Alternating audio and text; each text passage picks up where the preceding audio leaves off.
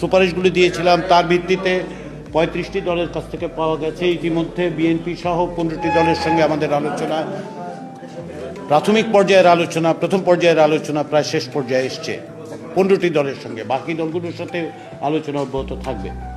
আমরা আশা করছি যে আজকে বাংলাদেশ জাতীয়তাবাদী দলের সঙ্গে আলোচনার এই তৃতীয় দিনে প্রাথমিক পর্যায়ের আলোচনায় আমরা সমাপ্তি টানতে পারব।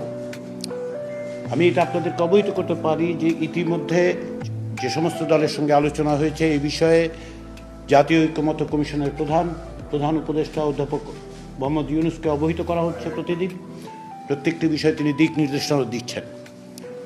আমরা প্রথম পর্যায়ের আলোচনায় বেশ কিছু বিষয়ে লক্ষ্য করেছি যে বাংলাদেশ জাতীয়তাবাদী দলের সঙ্গে আমাদের ঐক্যমত্য কমিশনের পক্ষ থেকে এবং সংশ্লিষ্ট কমিশনগুলোর পক্ষ থেকে যে সমস্ত সুপারিশ দেওয়া হয়েছে বেশ কিছু বিষয়ে সামঞ্জস্য আছে, বেশ কিছু বিষয়ে মত ভিন্নতাও আছে।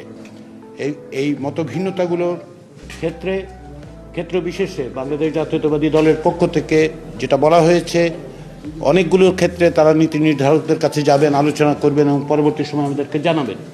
নিঃসন্দেহে একটি ঐতিহাসিক মুহূর্তে আমরা উপস্থিত এবং এই সমস্ত সুপারিশের ব্যাপারে চূড়ান্ত সিদ্ধান্ত বা কোনো সিদ্ধান্ত কেবলমাত্র এই টেবিল থেকে হতে পারবে না, কেন সংশ্লিষ্ট দলগুলোর ক্ষেত্রে তাদের নীতি নির্ধারক